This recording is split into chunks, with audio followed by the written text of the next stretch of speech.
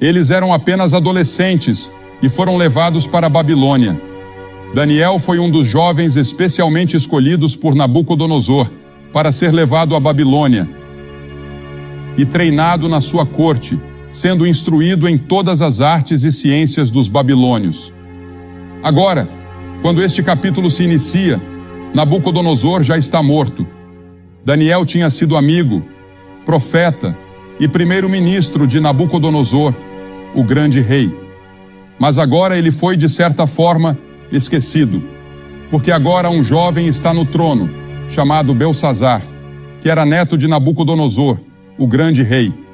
Naquela época, Babilônia era o maior império do mundo, era a nação mais poderosa do mundo, era a nação mais rica do mundo, e a Bíblia retrata o rei Belsazar como jovem, rico, poderoso, mas ao mesmo tempo egocêntrico, arrogante. E a Bíblia ensina que Deus odeia o orgulho. E Jesus diria anos depois, em Mateus 23, quem se exaltar será humilhado. Se você tenta se vangloriar de quão grande é e deixa Deus de fora, ou age como se pudesse resolver seus próprios problemas e organizar sua vida sem a ajuda de Deus, Deus diz, eu vou derrubar você. E além disso, ele era um homem muito despreocupado. Ele amava o conforto e o prazer. E a Bíblia diz, ai dos que estão à vontade. Nós, na América, estamos em paz, em comparação com o resto do mundo. E assim, Belsazar havia acabado de ganhar algumas vitórias militares.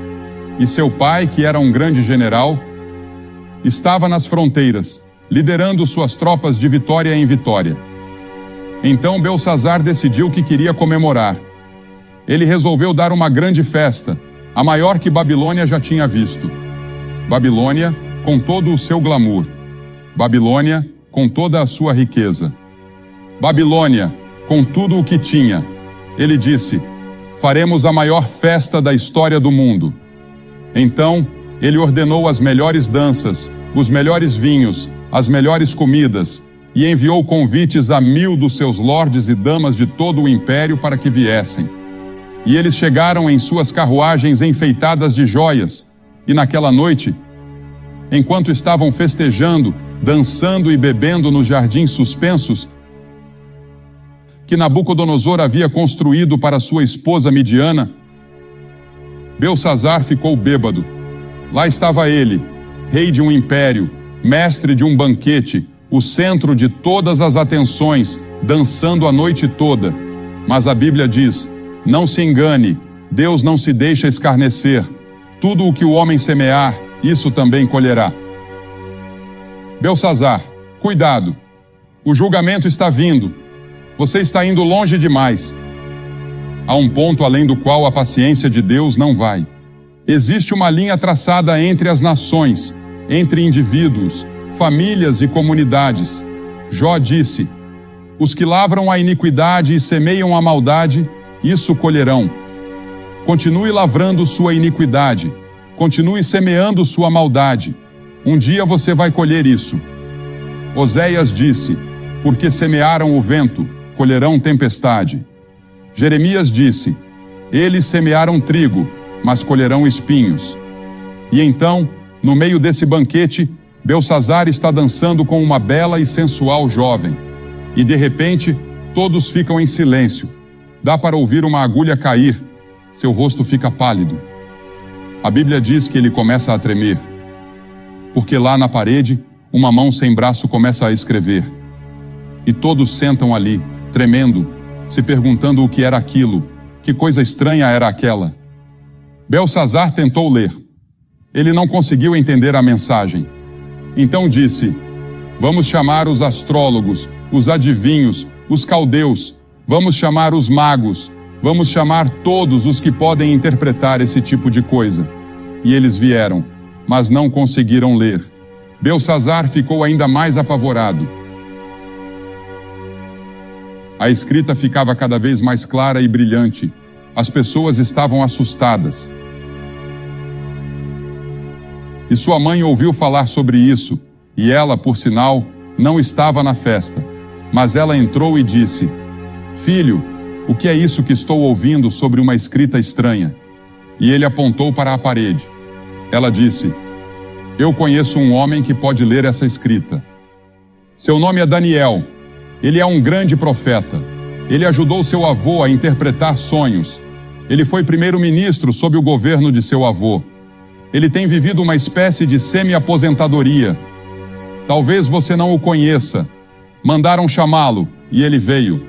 Belsazar disse: Daniel, você vê aquela escrita? Se você ler o que está escrito, farei de você o terceiro governante do império. Colocarei uma corrente de ouro em volta do seu pescoço, te vestirei com vestes reais, e você será parte da família real, próximo a mim. Daniel olhou para a escrita e a reconheceu imediatamente. Aquela era a caligrafia de seu pai. Aquela era a caligrafia de Deus, o Pai. E Daniel havia estudado Deus e vivido com ele durante todos esses anos. E sabia que aquela era a escrita de Deus. Ele disse: Belsazar, eu posso ler a escrita, mas fique com os seus presentes. Eu não os quero. Dê os seus presentes a outra pessoa. Veja, Belsazar, ó rei, você se levantou contra o Senhor do céu, e trouxeram os vasos da casa sagrada de Deus diante de você. E você e seus lordes, suas esposas e concubinas, beberam vinho neles, e Deus está ofendido.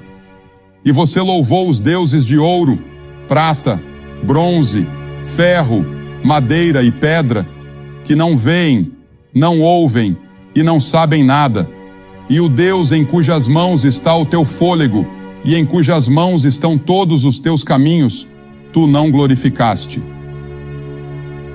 Sim, Belsazar, eu lerei. Deus te deu tudo o que você tem, até mesmo a habilidade de rir. Sua comida, sua bebida, seu poder, suas riquezas, tudo veio de Deus, mas você não agradeceu ao Senhor por isso.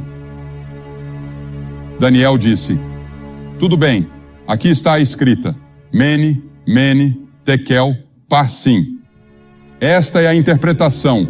Mene, Deus contou os dias do seu reino e acabou com ele. Belsazar, você acabou. Seu último dia foi vivido nesta terra. Tekel, você foi pesado nas balanças de Deus e foi achado em falta. Parsim, teu reino foi dividido e entregue aos medos e persas. E enquanto eles estavam no banquete, desconhecido dos babilônios, o grande rio Eufrates estava sendo desviado de seu curso e o exército medo-persa passou pelo leito seco do rio. Naquela noite, Babilônia caiu nas mãos dos medos e persas. Belsazar foi morto. Daniel permaneceu e se tornou primeiro-ministro no próximo império. Ambos os impérios o respeitavam por sua sabedoria, sua fé, seu propósito e sua piedade. Será que Deus está escrevendo na parede da América hoje à noite? A palavra Mene também significa lembrado. Deus se lembra. Deus se lembra dos nossos pecados. Deus vê nossa pornografia. Ele vê nossos filmes obscenos. E Ele vê esses novos filmes que estão sendo lançados, zombando de Jesus Cristo. Ele vê nossas mentiras, nossos enganos e nossa corrupção que permeiam toda a nossa sociedade. Ele vê tudo e as Escrituras dizem: tenha certeza de que seu pecado o encontrará. Mas Deus se lembra de outra coisa também. Ainda não é tarde demais. Deus se lembra de esquecer. Quando qualquer grupo de pessoas, qualquer nação, se arrepender de seus pecados e se voltar ao Senhor, Ele perdoará seus pecados e curará a terra. Essa é a promessa do Senhor. Em segundo lugar, Ele diz: foste pesado nas balanças e achado em falta. A Escritura diz: tu pesas os caminhos dos justos. O Senhor diz que as ações são pesadas por Ele. Todos os caminhos de um homem podem parecer puros aos seus próprios olhos, mas o Senhor pesa o espírito. A nação, O mundo está sendo pesado hoje à noite. Você está sendo pesado nas balanças de Deus. Nossos pecados são grandes aos olhos do Senhor e estamos sendo pesados em suas balanças. Muitos líderes pensantes acreditam que a escrita já está na parede e que o julgamento já começou a acontecer. Mas Deus nos pesa como indivíduos. Como Ele vai nos pesar? O que está do outro lado das balanças? Veja, aqui estão as balanças. Aqui está você. E aqui está o que Deus usará para pesar você. Primeiro, Ele vai pesar você pelos 10 mandamentos. Como você se sai com os 10 mandamentos? Não terás outros deuses diante de mim. Não tomarás o nome do Senhor teu Deus em vão. Não cometerás adultério. Não furtarás. Não dirás falso testemunho. Não matarás. Todos esses mandamentos estão incluídos nos 10. E a Bíblia diz que se transgredimos um ponto, somos culpados de todos. Se você quebrou um mandamento uma vez na sua vida, é como se tivesse quebrado todos. Bem, você pode dizer, claro, já quebrei pelo menos 1 ou 2 deles, então você é culpado de todos. E essa é a razão pela qual a Bíblia diz que somos todos culpados. Essa é a razão pela qual Jesus disse, aquele que está sem pecado, que atire a primeira pedra. Na mulher pega em adultério. Nenhum dos líderes religiosos poderia fazer isso. Porque todos pecaram. Todos pecaram e estão destituídos da glória de Deus. E todos estão sob o julgamento de Deus. Então, não apenas seremos pesados pelos 10 mandamentos, mas também pela lei do amor. Em Mateus 22, Jesus disse, amarás o Senhor teu Deus de todo o teu coração, de toda a tua alma e de todo o teu entendimento. Este é o maior mandamento. E o segundo, semelhante a este, é, amarás o teu próximo como a ti mesmo. Sobre esses 2 mandamentos, disse Jesus, se sustenta toda a lei e os profetas. Tudo se resume ao amor. Você ama o Senhor, seu Deus, com todo o seu coração, com toda a sua mente, com toda a sua alma, e você ama o seu próximo. Agora, próximo significa qualquer pessoa que esteja em necessidade. Jesus ensinou isso na parábola do bom samaritano. Quem estiver em necessidade, você deve amar esse próximo tanto quanto ama a si mesmo. Foi isso que Jesus disse. Seremos julgados por essa lei. Em terceiro lugar, seremos julgados pela pessoa de Jesus Cristo. A Bíblia diz no Salmo 89, pois quem nos céus pode ser comparado ao Senhor? Quem entre os filhos dos poderosos pode ser igualado ao Senhor?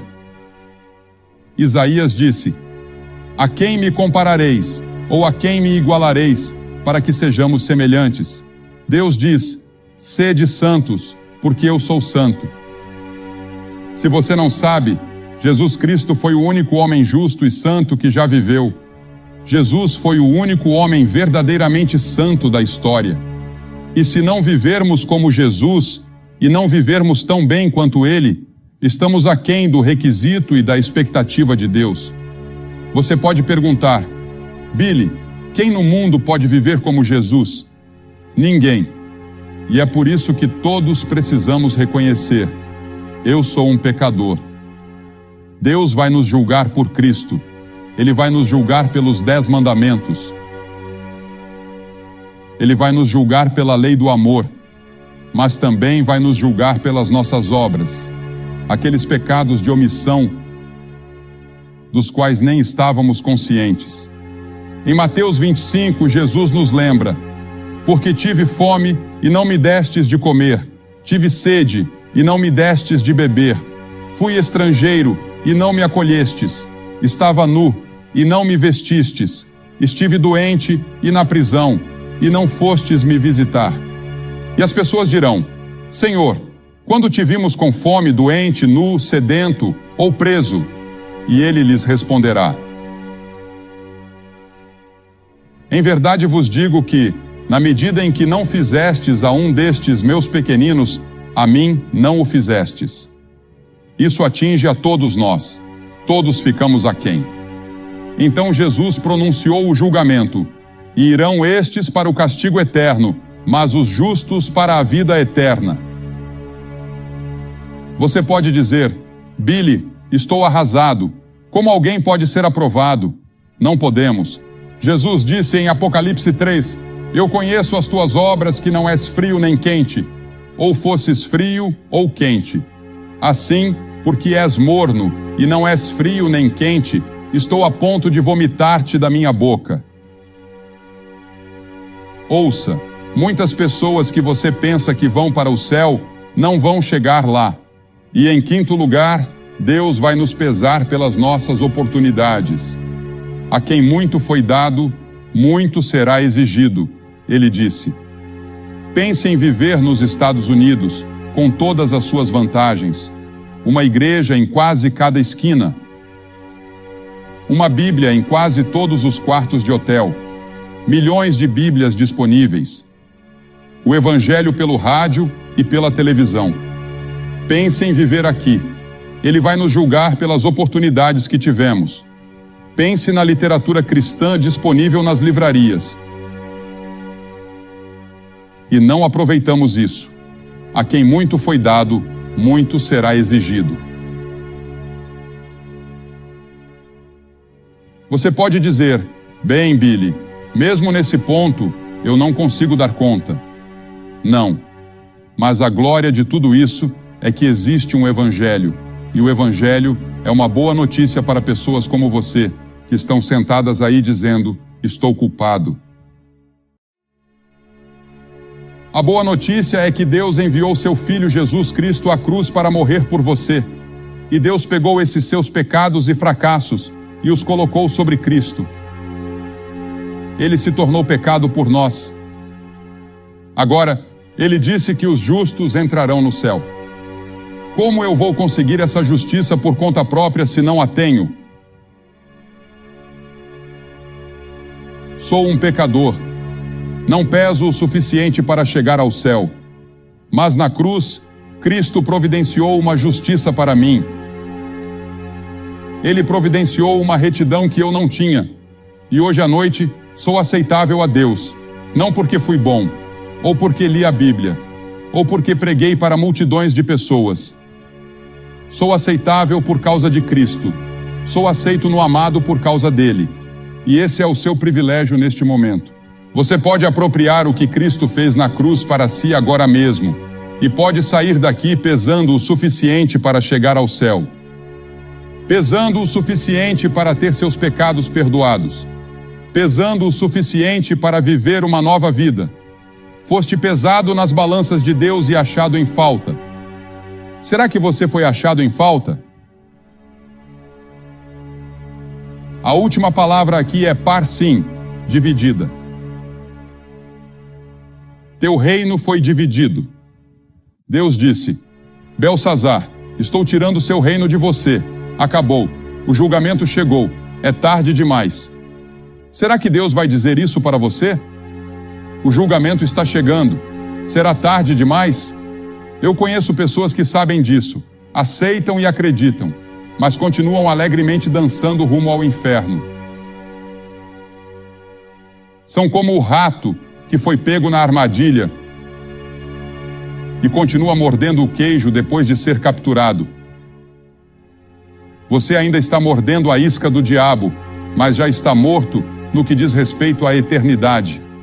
Eu acredito que esta cruzada foi realizada no momento certo, pela providência de Deus, no momento certo na história da vida de muitos de vocês. Pessoas oraram por você. Pessoas trabalharam e contribuíram para que isso fosse possível. E agora, este é o seu momento com Deus, para recebê-lo em seu coração, para ter certeza de que você pesa o suficiente.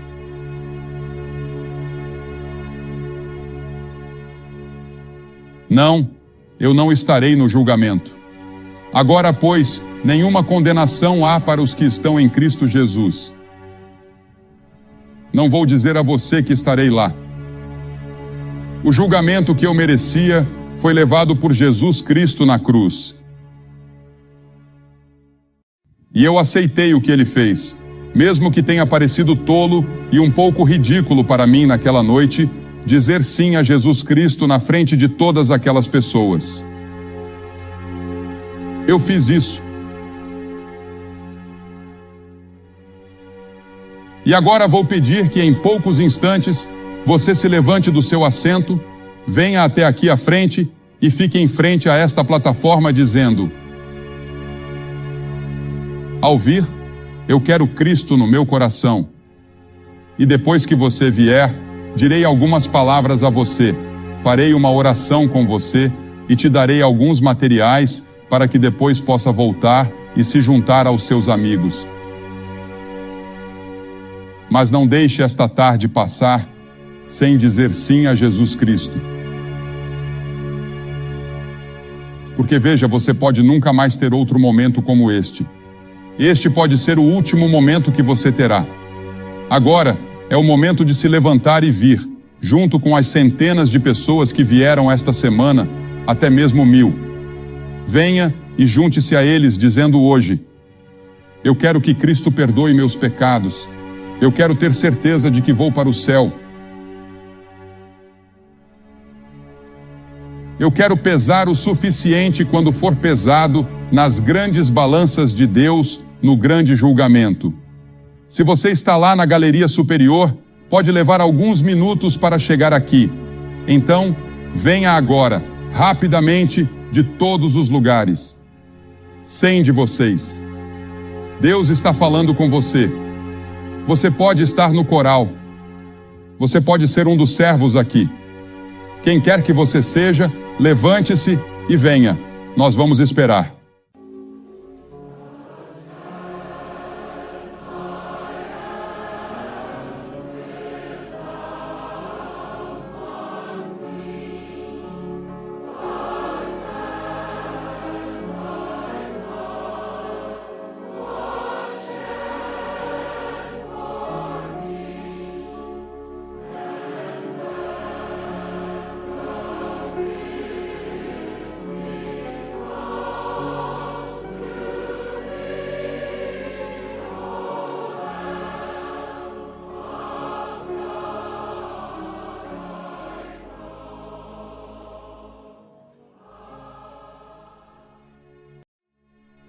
Como você pode ver pela televisão, centenas de pessoas estão vindo aqui em St. Louis para se comprometer com Jesus Cristo. Elas querem ter certeza de que seus pecados estão perdoados. Elas querem saber que pesam o suficiente nas balanças de Deus. Não, eu não acredito que seja tarde demais para os Estados Unidos se voltarem para Deus. Eu acredito que ainda podemos ter cura em nosso país. Eu acredito que podemos nos voltar para Deus e encontrar uma nova atmosfera se fizermos isso. Mas isso também pode acontecer na sua vida como indivíduo, pode acontecer na sua casa, na sua rua, na sua comunidade, no seu apartamento, onde quer que você esteja. Mas tem que começar com alguém. Pode começar com você, se você disser sim a Jesus Cristo agora. Espero que você faça esse compromisso. Porque tu és pó, e ao pó retornarás. E em Gênesis 5 menciona isso, diz isso, e ele morreu 11 vezes. Você vai morrer. Você está preparado para morrer? A Escritura diz: prepare-se para morrer, prepare-se para encontrar Deus. Está ordenado ao homem morrer uma vez, e depois disso. Mas Satanás sussurrou a Adão e Eva e disse: certamente não morrerás. E ele ainda usa a mentira em você. Você diz: outra pessoa vai morrer naquele acidente de automóvel. Vai ser outra pessoa que vai pegar pneumonia e morrer. Vai ser outra pessoa que vai ter câncer. É outra pessoa que vai ter um ataque cardíaco. Mas um dia desses será você. Olhamos para nossas telas e vemos filmes como Gable e Lombard ou fotos de Marilyn Monroe. E achamos que eles estão vivos. Ou até vemos o ex-presidente Kennedy voltar à tela, ou Martin Luther King voltar à tela, e de alguma forma colocamos em nossas mentes que eles estão vivos agora, assim, no mesmo velho corpo, mas eles não estão, eles estão mortos. Então o corpo morre, o corpo de todos vai morrer, seu corpo irá para o túmulo. A segunda parte de nós é chamada de alma. Às vezes, nós a trocamos, alma e espírito, mas eu acredito que há uma diferença entre a alma e o espírito. Mas a alma, o que é a alma? A alma pode pensar, a alma pode decidir, a alma pode desejar, a alma pode saber, pode amar, pode odiar, pode reagir. Para resumir, a alma é aquela parte de nós que chamamos de personalidade. Eu tenho 2 cachorros em casa, pastores alemães, cães altamente treinados. Devo acrescentar, um deles é treinado para correr quando você chega, e o outro é treinado para rosnar ou morder se necessário. Mas sabe, eu notei que esses cães, eles têm emoções. Eles sofrem, eles parecem se preocupar se não forem alimentados a tempo. E eles ficam bravos e amam. E cada um tem sua própria personalidade. Porque veja bem, um cachorro tem uma alma, assim como você. Todo o mundo animal tem uma alma. Se o animal tem corpo e personalidade semelhantes aos humanos, então o que torna os humanos diferentes? Você já pensou nisso? O que o torna diferente do seu cachorro? O que o torna superior a um elefante? O que o torna superior a qualquer outro animal? A terceira coisa, o corpo, a alma. Os animais têm corpos, os animais têm almas, mas nenhum animal tem espírito. O espírito é algo que somente os humanos têm. O homem possui algo além de seu corpo e sua alma que o animal não tem. Ele tem o espírito. E o espírito é totalmente único. Você sabe o que é o espírito? O espírito é a capacidade de conhecer, desfrutar e ter comunhão com Deus Todo-Poderoso. O Deus do universo, o Deus que fez as estrelas, a lua, o sol e o mundo inteiro. Você, um velhinho, pode ter comunhão com esse Deus poderoso, porque Deus lhe deu um espírito. Você deu. Você é um espírito. Seu espírito vive em seu corpo. Você nasce com esse espírito. Essa habilidade de ter comunhão com Deus e o espírito torna até mesmo a pessoa mais baixa do mundo superior ao animal mais elevado. Assim, a raça humana opera em 3 níveis: fisicamente com o corpo, socialmente com a alma, espiritualmente com o espírito. Agora a questão é: o que aconteceu com nossos espíritos? A Bíblia diz que nossos espíritos estão mortos em pecado e transgressões. Nós nos rebelamos contra Deus e nossos espíritos foram separados de Deus e nossos espíritos estão mortos. E a razão pela qual Jesus Cristo veio e morreu na cruz foi para nos reconciliar com Deus. O pecado separou meu espírito de Deus. Não posso ter comunhão com Deus, não posso conhecer a Deus. Posso estudar teologia a vida toda e nunca encontrar Deus. Posso estudar filosofia a vida toda e nunca encontrar Deus. Posso ser o cientista mais brilhante do mundo e nunca encontrar Deus. Porque algo se interpôs entre meu espírito e Deus, e esse algo é pecado. E a Bíblia diz: todos pecaram e carecem da glória de Deus. Você é um pecador, eu sou um pecador separado de Deus. Este é um planeta em que todos os seres humanos nascem, separado de Deus.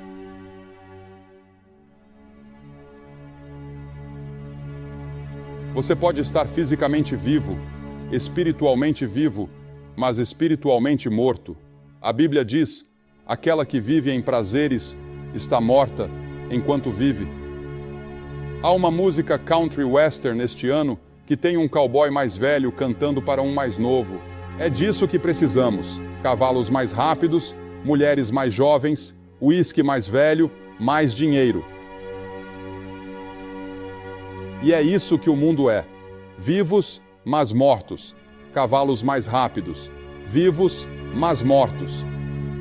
Muito parecido com o homem de quem Jesus falou, que era um homem rico, e ele disse: alma, descansa, bebe e alegra-te. Ainda tens muitos anos. Construa celeiros maiores. E Deus o chamou de tolo, e Deus o matou naquela noite. E Deus disse: seu tolo. Muitos de vocês pensam que têm anos e anos e anos e anos, e vocês não sabem que neste exato momento há um dia designado para vocês se encontrarem com Deus. E pode ser esta semana. Nunca sabemos. Nesta passagem que li, Lázaro, uma pessoa que Jesus amava muito, e um dos seus amigos mais próximos tinha morrido. E eu assisti na outra noite na televisão uma reprise daquele filme magnífico de George Stephens, A Maior História Já Contada. E eu pensei que uma das cenas mais dramáticas de todo o filme é quando Lázaro é ressuscitado dos mortos. E eu pensei em Lázaro como ele estava naquele túmulo. Ele estava lá há vários dias, e há várias coisas sobre ele. Enquanto eu olhava e pensava sobre isso, Lázaro não tinha apetite algum quando estava vivo. Ele ficava com fome regularmente, mas enquanto está morto, ele não tem apetite algum. E você sabia que se você está espiritualmente morto, seu espírito está morto? Você não tem apetite algum por Deus. Você não tem apetite algum para ler as Escrituras e para orar e para falar sobre coisas espirituais. Você está espiritualmente morto. Você pode ir à igreja. Milhares de pessoas hoje pertencem à igreja que está espiritualmente morta. Elas realmente não têm apetite por Deus, por comunhão com Deus. E a segunda coisa sobre Lázaro que pensei foi que não havia atividade. Uma pessoa espiritualmente morta não tem atividade espiritual. Ela tem muita atividade física e atividade social, mas pouca atividade em nome do reino de Deus. Alguns meses atrás, minha esposa e eu fomos para a Guatemala com Luiz Palau, que está aqui esta noite. E logo após o terremoto, vimos devastação em uma escala que nunca vimos em nenhum outro lugar do mundo. E nossos corações doeram por aquelas pessoas. E eu disse: pela graça de Deus, faremos tudo o que pudermos pelos famintos, pelos necessitados e pelas pessoas feridas do mundo, estejam elas em casa ou no exterior. Atividade para o reino de Deus. E então, outra coisa sobre Lázaro: não havia consciência. Ele não estava ciente de seus amigos. Homens mortos não amam. Homens mortos não veem perigo. Homens mortos não se comovem com a fome. Homens mortos não choram. E então a quarta coisa: ele era cego. E a Bíblia diz que nós também somos cegos. Temos cegueira espiritual. Seu espírito pode ser cego. A Bíblia diz que o Deus deste mundo cegou as mentes dos que não creem. Você é espiritualmente cego. E então a quinta coisa sobre ele era que ele cheirava como se estivesse morto há 4 dias. E eles disseram que ele já fede. Mas você sabe o que a Bíblia diz? A Bíblia diz que toda a nossa justiça e nossa bondade que tentamos acumular para agradar a Deus cheiram aos olhos de Deus. É como trapos imundos. A Escritura diz em Isaías 64, capítulo 6, que somos salvos pela graça, por meio da fé que não vem de nós mesmos. É dom de Deus, não de obras, para que ninguém se glorie. E então a sexta coisa sobre Lázaro era que ele estava amarrado. Você sabe, o método oriental de embalsamamento era um dos mais eficazes que o mundo já conheceu. Consistia em envoltórios infinitos, e ainda assim, você está vivo esta noite. Fisicamente, você está vivo no que diz respeito à sua atividade social. mas você está preso e espiritualmente morto. Você está preso por hábitos e pecado. Johnny Cash falou há pouco sobre drogas e álcool, e os homens estão presos pela corrente do hábito. A luxúria e o pecado das drogas, a luxúria por dinheiro, a luxúria da carne, o orgulho da vida, pecados sexuais, tudo isso indica morte espiritual. Almamente, você está vivo. Fisicamente, você está vivo, mas seu espírito está morto para Deus. Você gostaria de ser vivificado esta noite? Totalmente, completamente realizado, totalmente vivo, espiritualmente? O que você pode fazer? Bem, vamos pensar. O que poderíamos fazer por Lázaro agora que ele está morto? Vamos dar-lhe um pouco de comida. Eles dizem, bem, o que precisamos fazer é alimentar a todos. Jesus não alimentou todo mundo quando veio. Você sabia que há milhares de milhões de pessoas famintas no mundo? Temos compaixão, devemos fazer o que podemos, mas isso não traz reconciliação com Deus. Eles têm uma fome mais profunda, uma necessidade mais profunda a ser satisfeita, e essa é a necessidade de reconciliação com Deus. Você diz, daremos às pessoas uma moradia melhor. Tudo bem, devemos dar às pessoas uma moradia melhor. E eu sou a favor de tudo que possa dar uma moradia melhor às pessoas neste país e às pessoas em todo o mundo. Mas isso não traz o espírito de volta. O espírito está morto. O homem tem uma necessidade mais profunda. A maior necessidade do homem é a reconciliação com Deus. E foi isso que Cristo veio fazer na cruz. Você diz, bem, talvez eles precisem de mais entretenimento, mudar o ambiente deles, sabe? Muitos intelectuais hoje, eu percebo, estão ficando desiludidos com toda a raça humana. Eles estão desiludidos porque não conseguem entender que o problema da raça humana é um problema espiritual. O problema da raça humana não é um problema da alma. O problema da raça humana não é um problema físico. O problema da raça humana é um problema espiritual. O espírito do homem está separado de Deus. Ele odeia, ele mente, ele engana, ele luta, ele mata, ele faz guerra, porque seu espírito não está certo com Deus. Então o homem precisa endireitar seu espírito com Deus. Há uma grande coisa que um homem morto precisa. Você sabe o que é? Ele precisa de vida. E o próprio Jesus afirma ser a vida que os homens espiritualmente mortos precisam. Ele disse que a razão pela qual ele veio ao mundo foi para que ele pudesse dar vida mais abundantemente. Ele disse, aqui está uma das maiores passagens de toda a literatura. Ele disse, eu sou a ressurreição e a vida. Agora, se você fosse uma pessoa morta deitada em um túmulo, você não gostaria de ouvir isso? Eu sou a ressurreição e a vida. Aquele que crê em mim, ainda que esteja morto, viverá. Você crê em Jesus Cristo. Isso significa se comprometer, entregar sua vida a Ele, recebê-lo como seu Senhor e seu Salvador. E você pode ter vida espiritual. Além disso, a Bíblia diz que seu corpo um dia será ressuscitado dos mortos. Você diz, como pode ser isso? Eu não sei como pode ser. Eu só sei que a ciência diz que nenhum produto químico se perde no mundo hoje. E o Deus que o fez no começo pode juntá-lo novamente. Mas seu espírito será unido ao seu corpo novamente no mundo futuro. Se você conhece Jesus Cristo, eu sou a ressurreição e a vida. Aquele que crê em mim, ainda que esteja morto, viverá. E todo aquele que vive e crê em mim, nunca, nunca, nunca morrerá. Seu espírito pode ser vivificado e ter comunhão com o Deus do universo, crendo em Jesus Cristo. Agora, isso é essencialmente e basicamente o que o Evangelho é. E é por isso que é chamado de boas novas para o mundo. É isso que a palavra Evangelho significa, boas novas. E são boas novas para milhões e bilhões de pessoas que estão mortas para Deus, para dizer que há uma pessoa que pode lhe dar vida espiritual e mudar você e fazer de você uma nova pessoa. Você não ganha vida eterna quando morre, você ganha vida eterna no momento em que recebe a Cristo.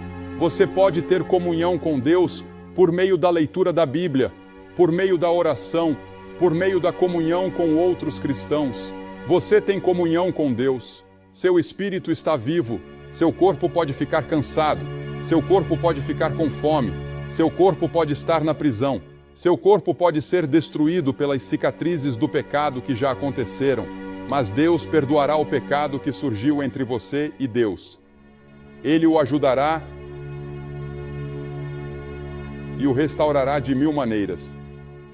Mas você tem que estar disposto a ir até o fim. Você sabe por que algumas pessoas realmente nunca encontram Deus? Elas não estão dispostas a ir até o fim. Elas querem ir a metade do caminho, 1/3 do caminho, metade do caminho, 3/4 do caminho, 90% do caminho, 99% do caminho. Mas Jesus não vai aceitar você. Ele diz que é tudo. É por isso que ele disse naquele capítulo que lemos ontem à noite. Ele disse: eu não vou me comprometer com você. Você acredita em mim, mas eu não acredito em você. Eu sei o que está em seu coração. Eu sei o que você está segurando. Você tem que estar disposto a entregar tudo se quiser ter vida eterna. Então ele se virou e perguntou a Maria e Marta. Ele disse: vocês creem nisso? E Marta respondeu e disse: sim, Senhor. Eu creio que você é o Cristo, o Filho do Deus vivo que deveria vir ao mundo. E você sabe, Jesus fez uma coisa interessante. Ele chorou. E o versículo mais curto da Bíblia é: Jesus chorou. Apenas 3 vezes Jesus chorou. Ele chorou no túmulo de Lázaro. Ele chorou no Getsêmani, na noite anterior ao Calvário. E ele chorou pela cidade de Jerusalém, quando viu que Jerusalém o estava rejeitando como o Salvador. E ele chora esta noite, eu acredito, pelas grandes cidades da América, ao ver a grande maioria das pessoas o ignorando, continuando em sua morte espiritual, como dançando no Titanic antes de bater no iceberg. E ele chora. Há milhões hoje à noite no túmulo do pecado, há milhares aqui hoje à noite no túmulo do pecado. Você precisa ser despertado. Muitos de vocês estão presos a um hábito maligno, forte demais para quebrar, pior do que uma morte em vida. O que era Jesus? Resposta: ele foi até o túmulo e disse: Lázaro, sai para fora. Você sabe por que eu acredito que Jesus chorou? Eu não acredito que Jesus queria chamar Lázaro de volta.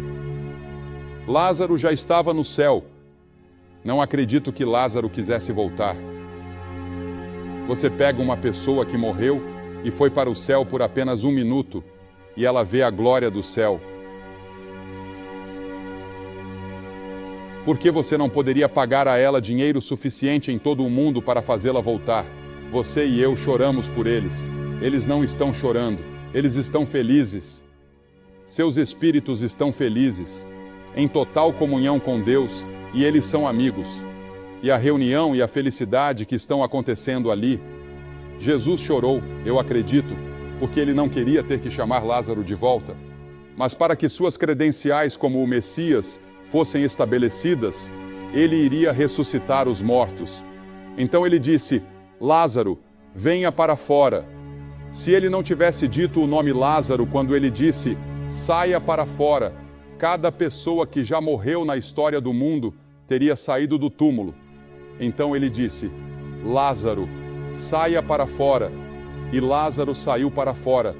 Mas Lázaro ainda estava amarrado nas roupas velhas. Jesus disse, solte-o agora.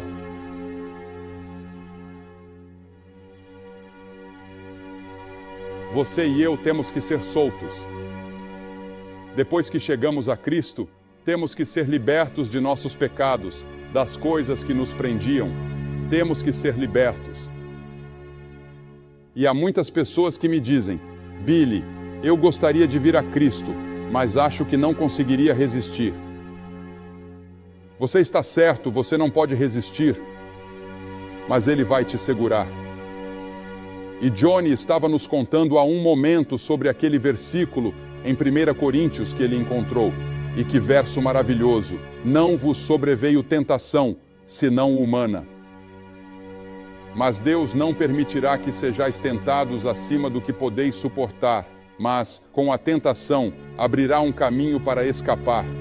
E até eu esqueci, Johnny, porque tem uma frase ali que diz: Deus é fiel. Deus é fiel e não permitirá que você seja tentado. Em outras palavras, Deus faz uma provisão para a sua vida cristã. Ele lhe dá o Espírito Santo.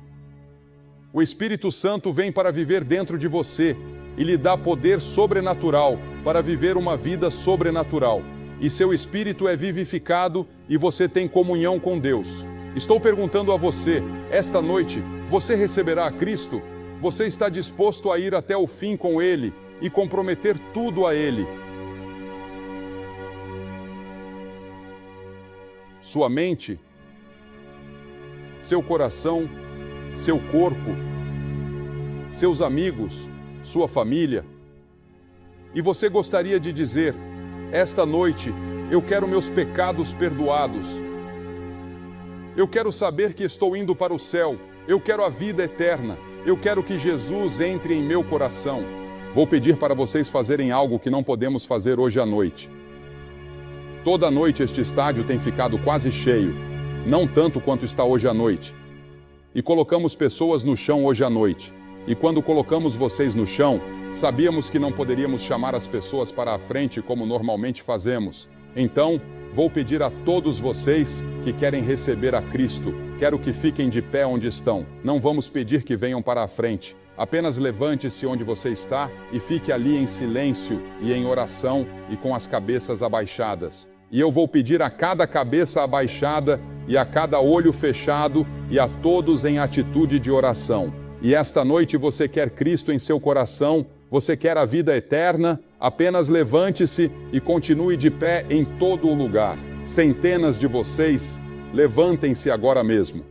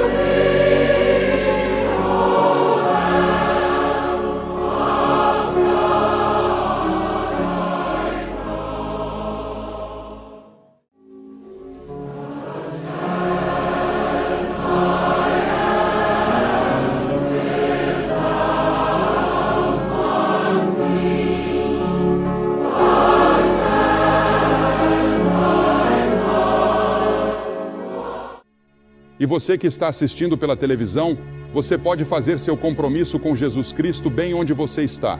Com essas centenas e talvez milhares aqui que estão fazendo seu compromisso com Cristo agora, você pode dizer sim a Jesus Cristo onde quer que esteja. Deus o ajude a fazer esse compromisso agora mesmo. Não sei o que vou fazer. E ela respondeu: por que você não vai ao Haringey Arena esta noite ouvir o Evangelho? Ela deu a ele alguns ingressos que tinha na bolsa e não o viu novamente, mas se perguntou o que teria acontecido com ele e orou por ele. 1 ano depois, estávamos de volta àquela mesma cidade, Londres, realizando uma cruzada no estádio de Wembley, onde, aliás, choveu torrencialmente todas as noites ao ar livre, exceto na última noite, que foi clara e extremamente fria. Então, tivemos um agradável tempo na chuva e no frio, mas em média, 60 mil pessoas compareceram todas as noites. E naquele último dia, lembro-me de termos 90 mil pessoas sob o ar gelado. De qualquer forma, minha esposa voltou àquela mesma livraria, estava lá folheando livros novamente, e aquele mesmo homem apareceu. Desta vez, ele estava radiante e animado. E Ruth disse: eu nunca vi tamanha felicidade no rosto de alguém. Ele disse: sabe, eu peguei os ingressos que você me deu e fui à arena naquela noite. Aceitei Cristo como meu Salvador. Minha esposa também aceitou Cristo. Agora temos uma família cristã. E ele continuou: sabe qual foi o versículo das Escrituras que seu marido citou naquela noite e que me levou ao Senhor? Ele disse que foi o Salmo 102. Ele pegou uma Bíblia e mostrou a ela: sou como o pelicano no deserto, sou como a coruja das ruínas, fico acordado, sou como um passarinho solitário no telhado. Eu nunca imaginei esse versículo como um texto evangelístico, mas para ele foi, porque ele disse: esse versículo descreveu exatamente a minha condição. Ele disse: eu me sentia como um pelicano no deserto.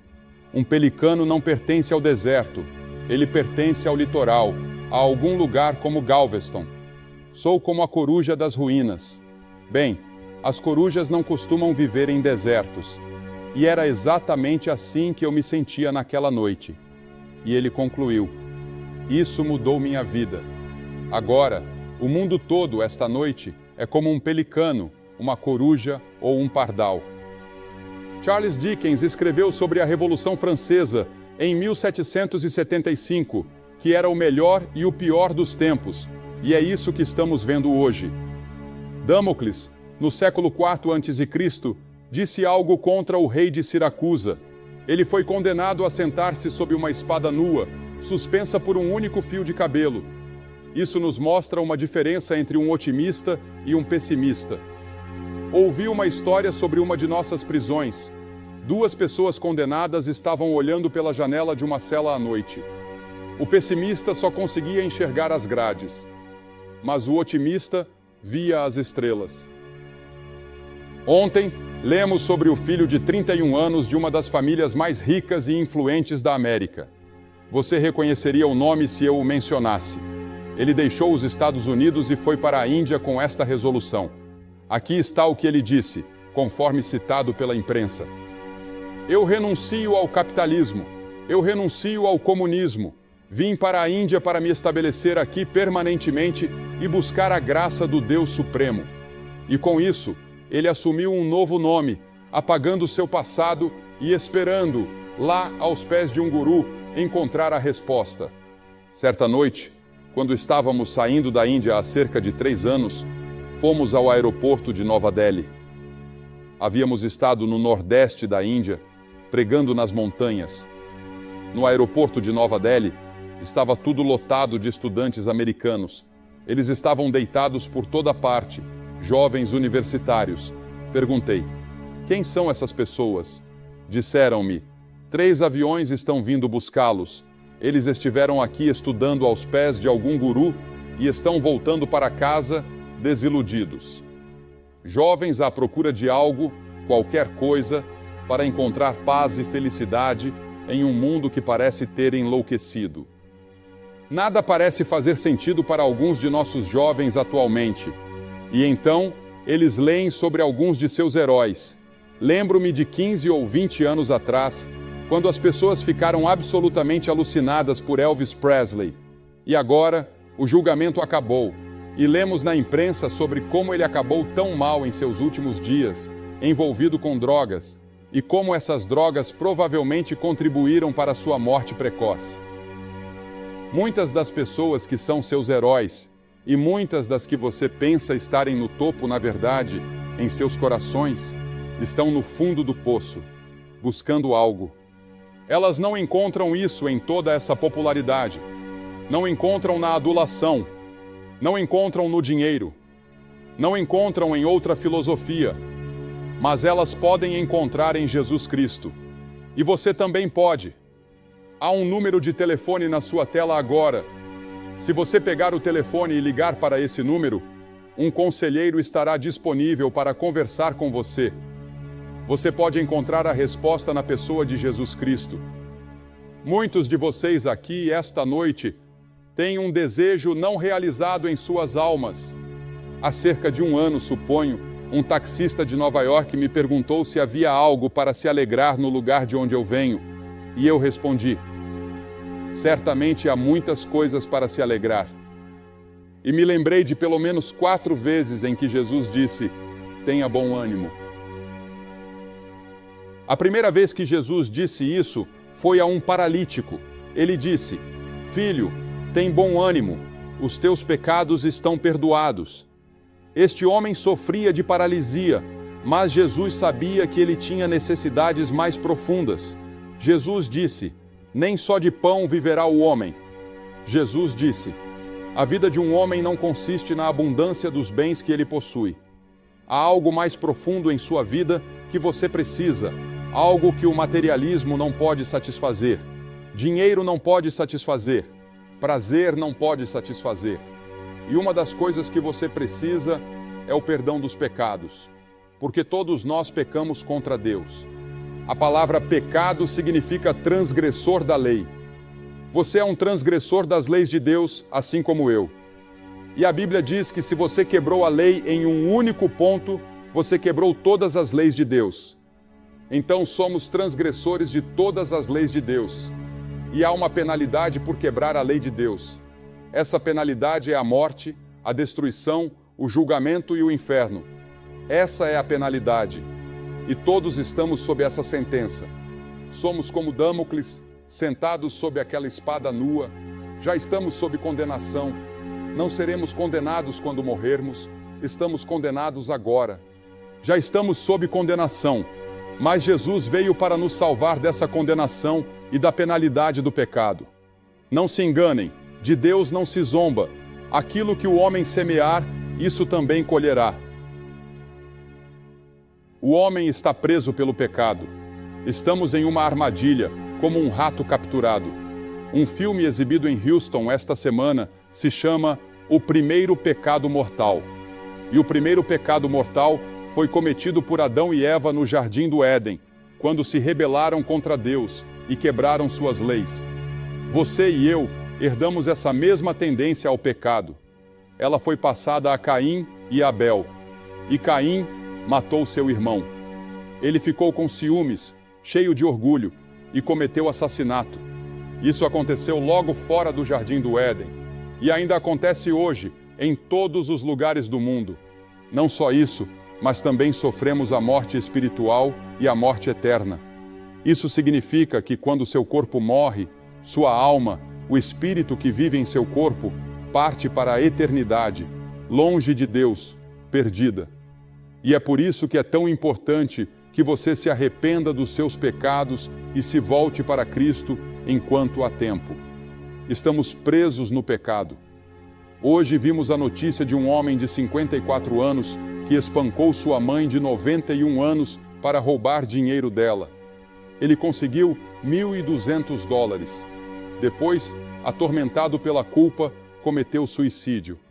A Bíblia, graças a Deus, nos assegura do maravilhoso perdão para todos os pecados. Bem-aventurados aqueles cujas iniquidades são perdoadas e cujos pecados são cobertos. Deus pode perdoá-lo por causa da cruz, porque na cruz Jesus Cristo morreu pelos nossos pecados. E porque ele estava disposto a morrer, Deus agora pode perdoar você e permanecer justo. Veja, Deus tinha um problema. Como Deus poderia perdoar o pecador e ainda permanecer justo, santo e reto? Se Deus tivesse apenas nos dado um tapinha nas costas e dito, você está perdoado, ele teria sido um mentiroso. E se Deus fosse um mentiroso, ele não seria Deus. Alguém precisava pagar a penalidade. Você e eu somos culpados. Quem pagará a penalidade? Jesus pagou. Essa é a razão pela qual ele veio. Nós cantamos aquela música. Jesus pagou tudo. Ele pagou tudo. Essa é a razão pela qual a palavra sangue é usada nas Escrituras, porque o sangue representa a vida. Ele deu sua vida por nós na cruz. O sangue de Jesus Cristo, seu Filho, nos purifica de todo pecado. E é maravilhoso saber que todos os seus pecados estão cobertos pelo sangue de Cristo. Sim, Deus pode perdoar pecados por causa da cruz. E se você deseja o perdão esta noite e quer saber que foi perdoado, você que está assistindo pela televisão, pegue o telefone agora, ligue para o número na sua tela e tenha certeza. Recentemente li que a Força Aérea dos Estados Unidos estava tentando localizar um major perdido em um voo. e custou 10 milhões de dólares para procurar por aquele homem. Mas Deus deu muito mais do que isso por cada um de nós. A escritora de Los Angeles, Alice Ramírez, escreveu em sua coluna sindicada esta semana que no Ano Internacional das Pessoas com Deficiência, ela passou um dia em uma cadeira de rodas, assumindo ser uma paraplégica. Isso lhe deu uma perspectiva totalmente nova sobre o que significa ser deficiente. Uma vez, eu passei várias horas com uma venda nos olhos, só para experimentar o que é ser cego. Isso dá a você uma nova visão do que significa ser deficiente. Mas veja, Deus em Cristo desceu e se tornou homem. Ele se tornou deficiente em um corpo humano. O poderoso Deus do céu entrou em um corpo humano como o nosso, mas sem pecado, e finalmente morreu na cruz. E quando ele morreu, tornou-se culpado pelos nossos pecados. Ele nunca contou uma mentira, nunca cometeu adultério, nunca teve cobiça, nunca foi invejoso, e ainda assim, ele se tornou culpado de tudo isso porque carregava os seus pecados. Quando cravaram os pregos em suas mãos e a lança em seu lado, e o sangue jorrou e ele sofreu, os anjos do céu estavam prontos para vir resgatá-lo, mas ele disse: não, perdoa-lhes, pois não sabem o que fazem. E esta noite ele está dizendo: eu te perdoo se você vier a mim com arrependimento e fé. Em 1 Pedro, no capítulo 1, versículo 18, Pedro diz: sabendo que não foi com coisas corruptíveis, como prata ou ouro, que fostes resgatados, mas com o precioso sangue de Cristo, como de um cordeiro sem defeito e sem mácula. Fomos resgatados, não com prata ou ouro. E todo o ouro do mundo não pode salvar sua alma. Você pode doar todo o seu dinheiro para a caridade, pode doar todo o seu dinheiro para a igreja, mas isso não vai salvar você. Você pode trabalhar o resto da sua vida em boas obras, mas isso não vai salvá-lo. Você pode se filiar a todas as igrejas da cidade, mas isso também não vai salvá-lo.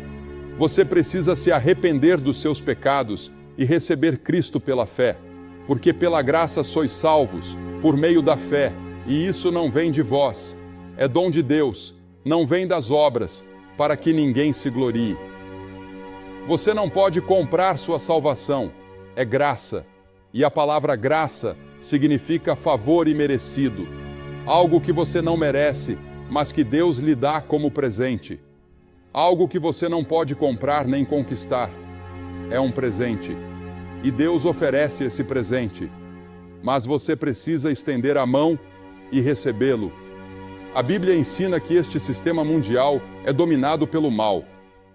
Princípios satânicos de força, ganância, egoísmo, ambição e prazer parecem estar no controle na maior parte do tempo. Cristo desarmou os principados e potestades e fez deles um exemplo público, triunfando sobre eles. A Bíblia diz que nossa autoridade sobre o mundo está no nome do Senhor Jesus Cristo. Eu tenho autoridade, eu tenho poder, e você também tem, como um crente comum, sobre os males do mundo. Então, que venham as tentações, que o diabo tente tirar você do caminho, mas você tem um poder ao seu lado. É por isso que incentivamos você a mergulhar nas Escrituras, a estudar a palavra de Deus e a memorizá-la. Quando Jesus enfrentou o diabo, ele não discutiu, ele não debateu, ele citou as Escrituras. 3 vezes ele disse: está escrito, e 3 vezes o diabo foi derrotado. O tentador virá, mas você tem poder na palavra de Deus, e você tem o poder do Espírito Santo que habita dentro de você, para ajudá-lo a enfrentar as tentações, problemas e provações deste mundo.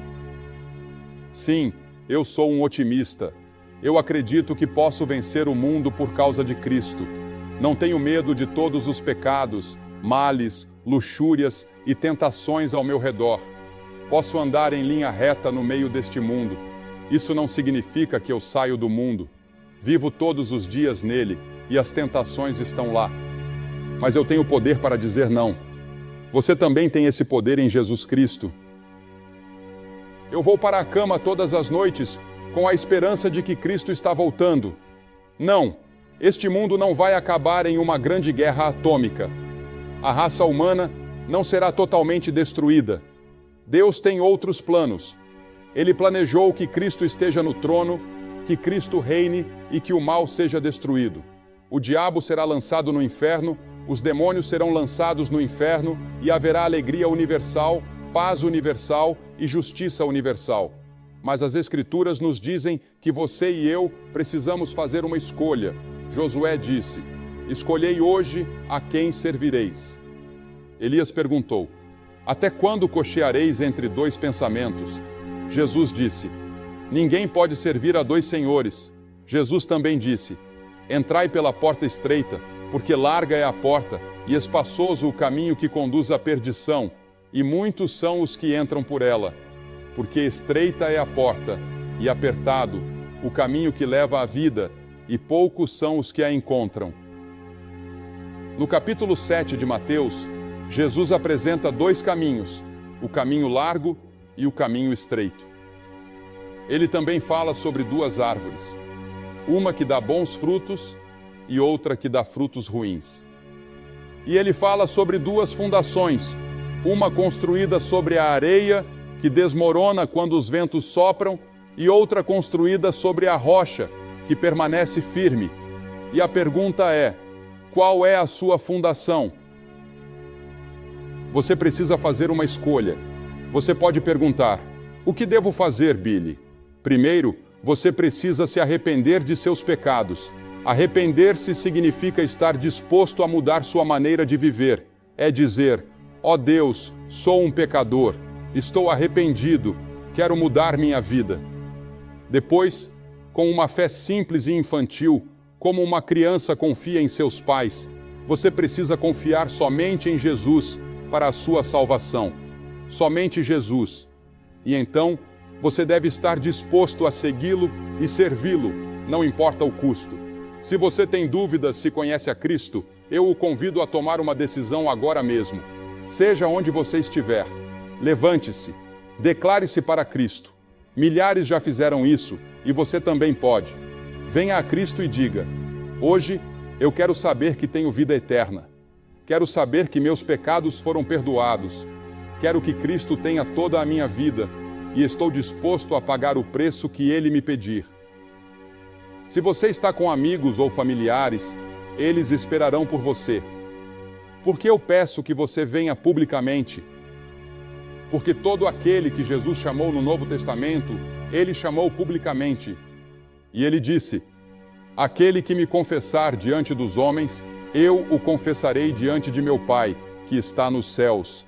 Mas aquele que me negar diante dos homens, eu o negarei diante de meu Pai, que está nos céus.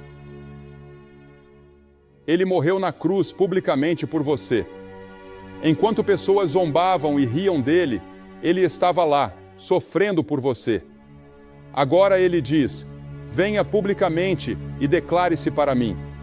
A Bíblia nos adverte: o meu espírito não contenderá para sempre com o homem. Isso significa que há uma janela de oportunidade para responder ao chamado de Deus. Não deixe que este momento passe. A salvação é agora. Hoje é o dia da sua salvação. Você pode nunca mais estar tão próximo do reino de Deus como está agora. Este é o seu momento. Você precisa aproveitar essa oportunidade. Quando teremos algo assim em Houston novamente? Talvez nunca, pelo menos não nesta geração. Levante-se, venha e faça sua declaração por Cristo hoje à noite. Receba-o em seu coração e permita que Ele transforme completamente sua maneira de viver. Se você está com amigos ou familiares, eles esperarão por você. Depois que você chegar aqui, direi algumas palavras, faremos uma oração juntos e lhe darei um material para ajudá-lo na sua caminhada com Cristo. Depois, você poderá voltar e se reunir com seus amigos. É uma decisão simples, mas com impacto eterno. Venha, não espere. Estamos esperando por você agora, homens, mulheres, jovens, de todos os lados. Se você está lá em cima, nas arquibancadas, isso pode levar alguns minutos a mais, mas vale a pena. Comece agora. Não permita que nada o impeça de chegar a Cristo. Traga um amigo se precisar de companhia, mas não deixe nada bloquear o seu caminho.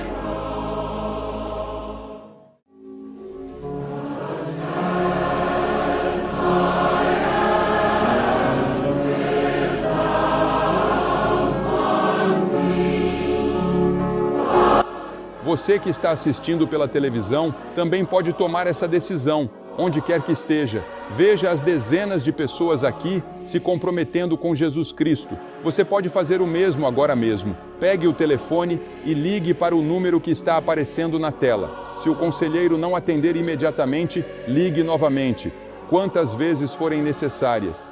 E depois de fazer esse compromisso, certifique-se de ir à igreja no próximo domingo.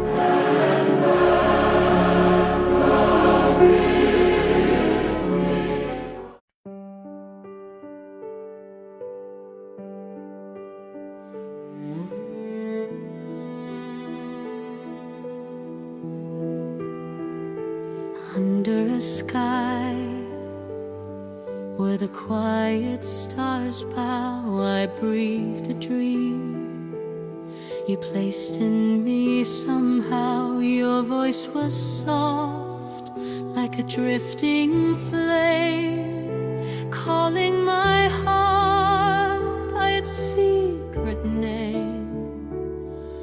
And every echo held your light, a promise floating through the night. I'm holding on, I'm holding tight to everything you left behind. Your starlit vow still follows me across the dark, across the sea, a silver line I can't let go, a quiet fire beneath the snow. No matter where the hours lead, your whispered truth is all I keep.